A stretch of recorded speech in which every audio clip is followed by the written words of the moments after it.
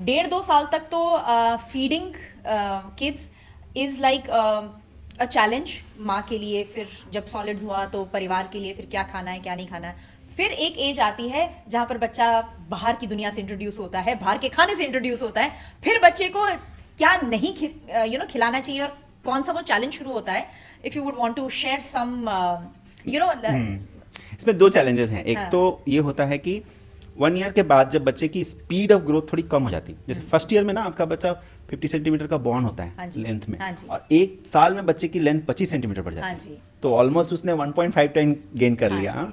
और second year में वो 10 से 12 सेंटीमीटर हाइट गेन करता है। वेट देखो बच्चे की, मैक्सिमम बच्चे इंडिया में 2.5 से 3 kg के बीच में होते हैं, कोई कोई बच्चे 3.5 kg तक होते हैं, तो वो ट्रिपल से भी ज़्यादा कई बार हो जाते हैं। कई बार मेरे पास बच्चे आते हैं 9.5 kg 10 kg तक पहुंच जाते हैं। उसके बाद वेट बढ़ता नहीं है, उसके बाद साल में बढ़ेगा 2 से 3 kg। अब माँ बाप परेशान कि अरे वेट तो सर बढ़ नहीं रहा है, हम क्या करें। तो एक्चुअली क्या होता है, वो स्पीड ऑफ ग्रोथ नेचुरली उस टाइम पे उतनी फास्ट तो रहेगी नहीं। तो उसकी वजह से उनकी एपेटाइट उतनी ज़्यादा होती नहीं, तो फसी ईटर बन जाते हैं। कई बार ये लोग ठूस ठूस के खिलाना चाहते हैं और वो थूक देता है, 1 घंटा मुंह में लेके बैठ जाता है। तो एक चीज़ उसमें हेल्प करती है जो हमने डिस्कस किया कि बेबी लेड फीडिंग करते हैं, बच्चे को थोड़ा सा अपने से खाने देते हैं। और एक चीज़ जो मैंने प्रैक्टिकली सीखी है अपने एक्सपीरियंस से, जो किताबों में नहीं पढ़ी थी, बट देखा कि बच्चों को ना, कोई बच्चा स्पाइसी खाता है।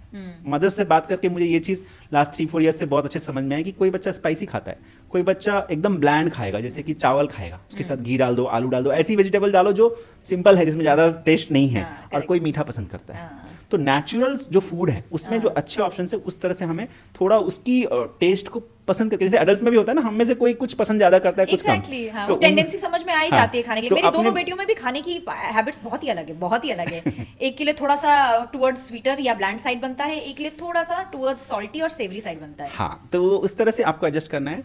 दूसरी चीज, जब आप बात कर रहे थे कि क्या दे क्या नहीं दे, तो देखिए 1 साल के बाद मैं जो पूछते हैं, जैसे हम 1 साल की वैक्सीन लगाते हैं तो मदर्स पूछते हैं कि क्या करें सर, अब क्या खिलाना है। मैंने बोला कि देखो, आंख बंद करो और जो आप खाते हो, 1 साल से बड़ा बच्चा वो सब कुछ खा सकता है, बट एक ही चीज़ का ध्यान रखना, कोई भी ऐसी सॉलिड चीज़ जो हो गले में फंस जाए वो नहीं देना। उसमें क्या होता है, जैसे आप फ्रूट्स खिला रहे हो, वेजिटेबल खिला रहे हो, तो सीड्स नहीं जानी चाहिए।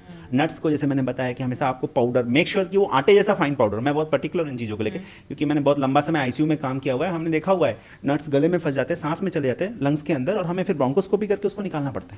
And this is been my long experience. मैंने 7 साल आईसीयू में काम किया, बच्चों का आईसीयू में, तो हमने कई बार ये सब काम किया हुआ है। तो ये चीज़ें बहुत कॉशियसली, मैं तो चूंकि वो साइड मैंने देखा हुआ है, डेंजर वाला साइड, तो मैं हमेशा बहुत कॉशियस रहता हूँ कि कोई भी ऐसा सॉलिड चीज़, जैसे अगर आप नॉनवेज खिला रहे हो तो आपके अंदर, उसके अंदर कोई भी बोन्स नहीं होनी चाहिए। फिश खिला रहे हो तो एकदम, मैं बोलता हूँ हाथ से ऐसे खुद से पहले फील कर लो पूरा कि हाँ उसके अंदर कुछ सॉलिड नहीं है। नॉनवेज जो भी है, आप चिकन खिला रहे हो या फिर फिश दे रहे हो, तो उसमें देख लो।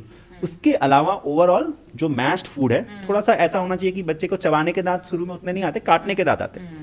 जो 1 साल का बच्चा होता है उसको 4-6 दांत सामने वाले आते हैं, तो वो काट सकते हैं, बट वो चबा नहीं पाते। तो ऐसा सॉफ्ट टेक्सचर में आप सब कुछ खिला सकते हो, और यही आइडियल तरीका भी है।